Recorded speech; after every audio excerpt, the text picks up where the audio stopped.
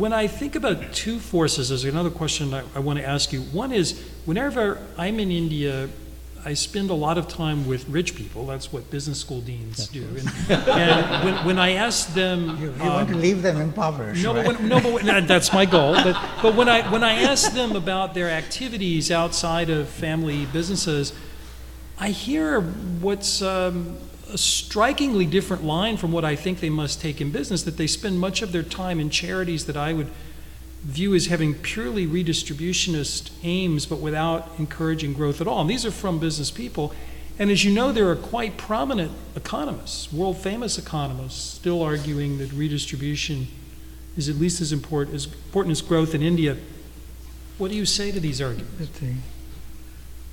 But I think unless you have the revenues from the growth, you're not going to be able to finance those kinds of expenditures. What you're seeing in the last 4 or 5 years, when growth rate has really slowed down for a variety of reasons, we can go into that.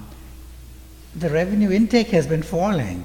At the same time, the government, the current government, which is about to go, has been spending money by turning all kinds of social objectives, which were called directive principles, meaning they were just supposed to inform you as nice guys that you would try and achieve them, but they were not rights. Because as soon as you say they are rights, constitutionally it means you've got to spend money on them. And if you don't want to spend money on them, the Supreme Court will force you to do it, because they will implement those rights. So the mistake was to turn all of these into rights, which would have been fine if the growth rate had continued, and we are getting more and more revenues.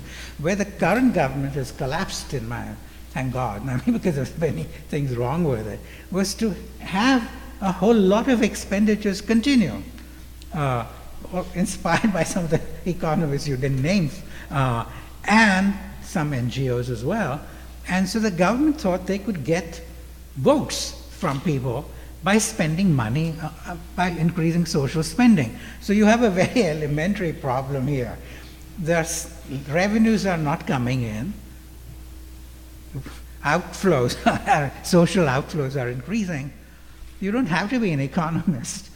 It's enough to be a lawyer, just teasing you, to know that's like a recipe for inflation. And that's what's really killed this government right now, in my opinion. And I think one of the things which Modi will have to do, he will have to face up to the fact that the Treasury is almost bankrupt in a way, at the margin. And he will have to break the economy, not B-R-E-A-K, but break in the sense of reining it in. Because we are exactly the opposite, in my view, of what the United States is. Because US, we've not been able to use fiscal policy, right? For reasons which you know. And Ben Bernanke had to sort of push against the rope through monetary policy. On the other hand, in India, the fiscal policy has been profligate. Too much money being spent, which you didn't have. So the Reserve Bank governor, who is a friend of ours, right, Raghurajan, he's got the opposite of the job which Bernanke had, which is to stop this, to use monetary policy to stop the effect of the fiscal spending. At the same time, he will have to somehow try and rein in fiscal spending. So he's got a real job ahead of him.